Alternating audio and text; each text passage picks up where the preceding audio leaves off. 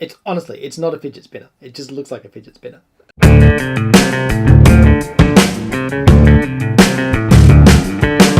Inspiration is sometimes just a matter of someone saying, hey, remember that thing?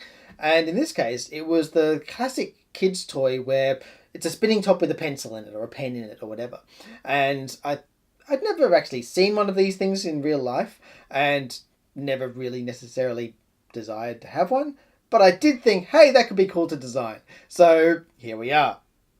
So what I want is something that's just a 3D printed spinning top that I can put a pencil into and experiment with how those things actually work. Now, one of the obvious downsides of printing things is that plastic isn't very heavy, and things that spin around like that generally need some weight. So before actually embarking on this, I headed down to the hardware store and grabbed a couple of M8 bolts. So these are cheap, heavy, relatively, well, obviously they're dense, which is the whole point. But the other benefit of bolts is that it's really easy to integrate those sorts of things with a 3D printed design, because all you really need to do is just make a hole that's slightly smaller than the thread, and that'll just tap into it. So yeah, now we have 3 M8, and I've already forgotten what length these were. What's that, about 30 mil or something? 40 mil? Anyway, arbitrary, because they're just going to stick out the side of whatever this design is anyway. So they could be any length. And I would imagine that if you had them longer, that would help the thing spin faster. Or spin longer, I should say. But probably at the expense of not being able to turn so much on its axis. So that aside, let's think about what we're actually going to build here. So I've got 3 bolts, and that's arbitrary because I just happen to like, that kind of 120-degree angled thing. Like the hexagons from the last video. But, yeah. So what we want, though, is just something that can equally space those around and have a space for a pencil or a pen in the middle. So let's sketch something up. Okay, so first quick rough thing. Yeah, that'll do. Now, if there's one thing that I have actually got out of making these sorts of videos, it does drive me to actually try to articulate these ideas before I start doing the design. So, as in before I start implementing the design. So that's a definite advantage, because I really should draw these things more often than I do. Okay, so let's just flesh that out. Now, you'll notice that there are some holes in that design intended to take this bolt, but I'd really like to try it with and without the bolts. So we'll see. Now, the holes shouldn't necessarily make things lighter because of the fact that would normally be infill, and we may end up with a greater perimeter area and extra walls and things. So it may actually end up having more material, which is not bad from a sort of angular momentum point of view, I'm hoping. Suffice to say, we'll make one version that has holes, and that'll be it. We won't need to make a separate version that doesn't have the holes. Okay, so we'll have a pencil through the middle, and that begs the question, what's going to hold the pencil in place? So one option, of course, would be to just do a custom design that fits whichever particular pen or pencil we're going to use. But I did a quick check, and all of the pens and pencils and things I could find had differing diameters. So that's not really practical unless you're doing it for a specific pen or a specific pencil. But yeah, I'd rather have something that's a bit more adjustable and a bit more fun to make anyway. So what are we going to do? Well, how about we have some kind of thread that pushes angled surfaces down onto another angled surface so that they end up being forced inwards to hold onto the thing. And the reason that came up was because I've done something similar in the past. Specifically, this 3D printed trekking pole, which was one of these silly ideas that I ended up taking seriously. So this has an extendable pole that can take quite a bit of force. And that adjustment happens by this threaded part here pushing down on a pair of wedges that force themselves inwards by being pushed downwards. So the same kind of concept. It's a bit more elaborate here, but this can actually take a lot of force. in the case of the pen that we're holding, there's not going to be much force at all. So we want something simple by comparison. Okay, so hopefully we can get away with just having a one-piece thing where just the end will flex in. So we can have just one part that we twist at the top, it'll force the whole assembly down and clamp the pen. Sounds good, right? We are going to need some measurements to actually build this thing. Some of those measurements will be specific, like a room for this bolt. Other things will be arbitrary. So there's some numbers, and yep, they look fine. They're fairly arbitrary. Okay, so let's build this thing. Now, I'm going to go through this really fast, but it's a simple thing, and it should all be pretty obvious when we do it. If anyone wants any detail on any of this, just put something in the comments, and I'll answer any questions. But it should be pretty simple. Let's start by using a tube object and using those right-hand parameters to set the various attributes. Basically, we're just putting a bevel in, and then we'll create a second one for the middle. Now, we want to make some arms to connect those two rings, according to that design that we did earlier. Now, let's see if we can get the bevel on that connecting arm to match the bevel on the tube. Tweak that. Yep, that looks good. Now we use the right hand bits to change the dimension so that we don't change that bevel. Looks good. Oh, except the whole thing needs to be slightly taller to fit the bolt. But we'll scale everything together and those bevels will stay consistent. Now we're using my favorite trick of duplicating, grouping and rotating and then deleting half of the elements so that we end up with 3 equally spaced things that are the same distance from the middle. And we're cool. We've got that basic shape that we need.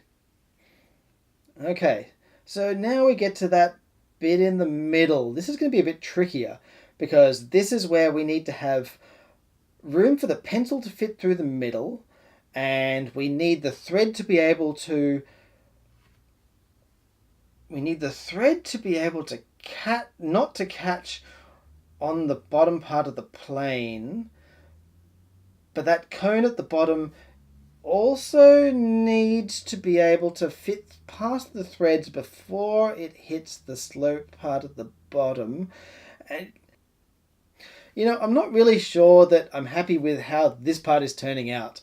It was a great idea to use threads and things here where we're dealing with fairly large objects, but this spinning top thing is going to be pretty small, and this is looking unnecessarily complex for what we're trying to achieve.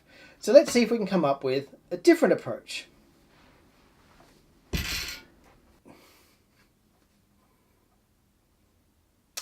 You know what? Let's just use some bolts. Not these bolts, but printed bolts. Let's make some bolts that hold the pen in place from each of 3 directions, and that'll be much simpler and really robust to print as well. So no fiddly little things, just some big broad threaded bolts, and that should sort us out. So let's do that. Okay, let's delete these other things that we already had. We're going to need a space in the middle now to hold the drawing implement. Okay, looks good. Okay, so now we're going to need a thread object. Make it nice and broad, because I like them being easy to print. Now I'm making a copy to leave behind to use for making the bolt, and then I'm making a hole that's 1 millimeter greater in diameter to let that bolt go into the middle. Now I flipped one of those holes around when I moved it to the other side, because of course we want it to be rotated around, otherwise the bolt will be backwards when it's pushed into that bit. Okay, again, my usual trick for centering and making 3 things. Okay, that is exactly what we need. Just check that the bolt does actually fit, that the orientation is correct, because we don't want backwards bolts, because that's not going to work. Looks good. Let's make a handle for the bolt. Also looks good. Now, as always, do a sanity check, just so that we know that the bolt is going to be long enough to reach the middle. It's always worth doing this kind of thing, because it's easier to fix it now when there's an obvious issue than it is to reprint it later. Okay, export. And let's print this.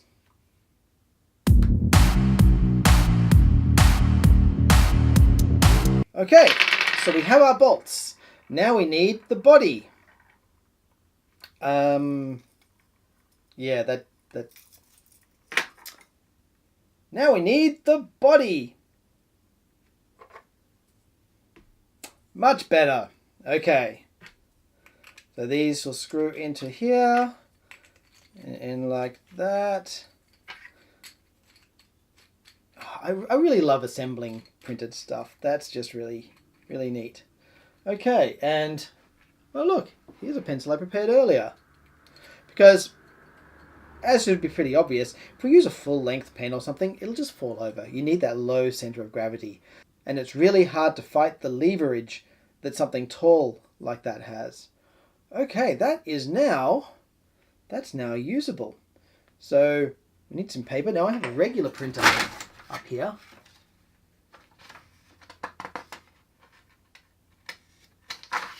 Kind that actually uses paper. It's not even plastic. And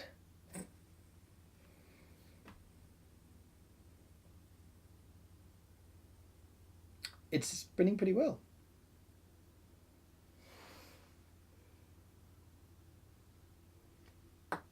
I noticed towards the end there it just sat in one point. I guess that's a risk. It's going to just drill itself into one point on the page. It did some little squiggly lines. That's pretty cool. You know, the fact that we have 3 different retaining devices here means that we can actually put this off center. Let's give that a try.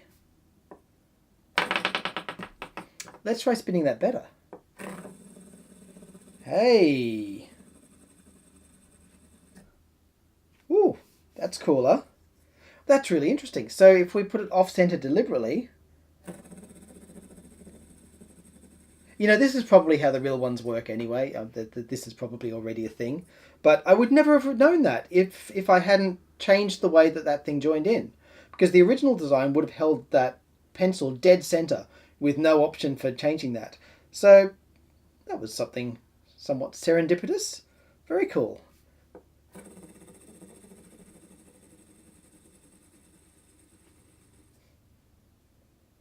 Cool.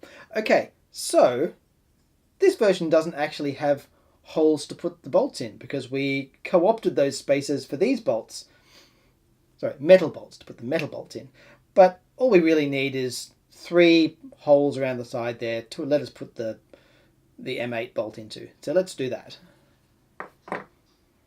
Okay, let's just make a cylinder that's slightly narrower than the bolt. And we'll want to just duplicate that as usual and space it out at 120-degree intervals. You know how this works. Okay. Turn those into holes. Group the whole thing. Looks good. Let's export that. Okay, no magic tricks this time. Here's one I prepared earlier. And here are the bolts. So let's pop these in. It's almost like somebody's already tapped these in and then taken them out again and then made a video.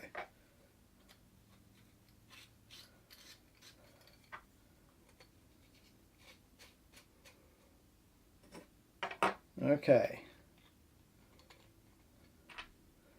And this goes in here. Now I'm going to give this a bit more room than I did on the other one, just because this is wider, so it can't take as much of a tilt. I could screw these in further, of course, but let's see how that goes. Okay, for a start, that needs a lot more force to get it going.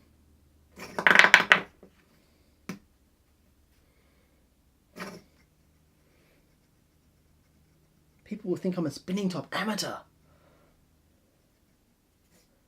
Okay, so it's not doing anything substantially different in terms of the way it actually behaves, but it's a lot harder to use.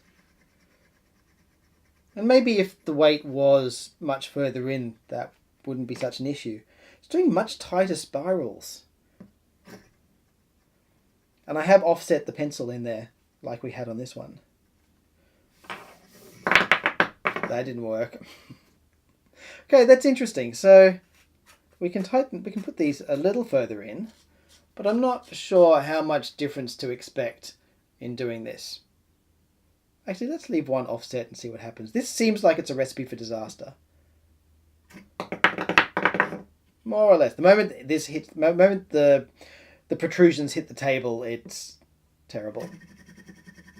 Oh, okay. Still fairly tight in. Well, I guess that's a point of adjustability, though, moving these weights in and out, in the same way that moving the pencil off center had an effect. Obviously, changing the weights there is going to do the same thing. But I have to say, this one's working pretty much just as well, and it's a lot easier to use.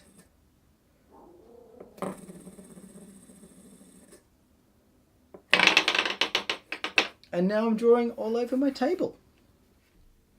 Let's try one more thing and make this middle hole much larger. We'll leave everything else the same, but that'll give us a lot more adjustability in that position. So all we really need to do is just ungroup everything, grab that center hole, change its dimensions. Okay, and we are good. Export that, print, and oh look, here it is. Okay, so at the moment this is fairly much the same as this one in terms of its setup. I've left the bolt holes on the side, but the bolts are seeming a little bit unnecessary. Okay. That was interesting. It actually forced the bolts out. I guess there's just enough force in the spinning top to put force that way. It could also be that I just didn't do it up very well. Okay, that should be better. I have used fairly broad threads though. Oh, that's interesting. It's certainly different. I didn't say better, I said different.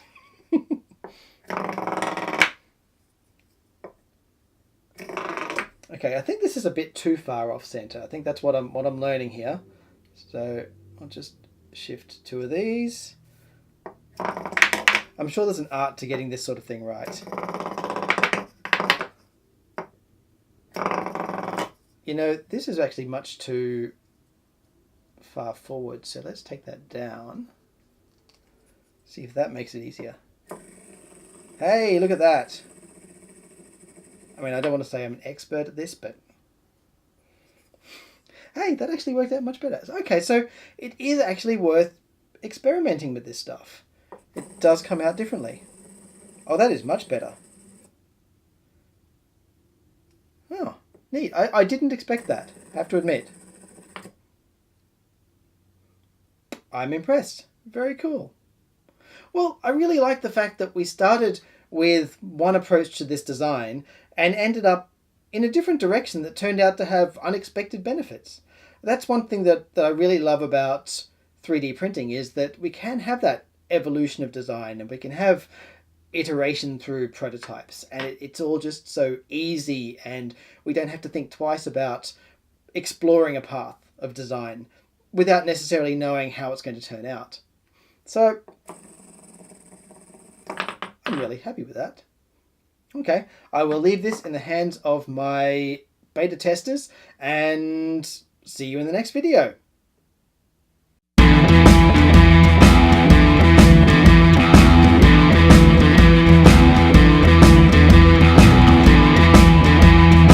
While I was editing this video, I happened to find Doodle tops for sale. And looking at the packaging, one really obvious thing about the design is that it's cone-shaped. And of course, that lets things lean over more. And the instructions on the back for use even say, try leaning it over to change the spirals.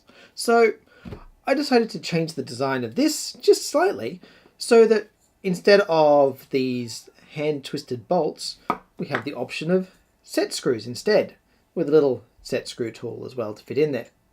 So it's the same body, but this one can obviously lean over quite a bit more. Let's test this out. Oh yeah, look at that.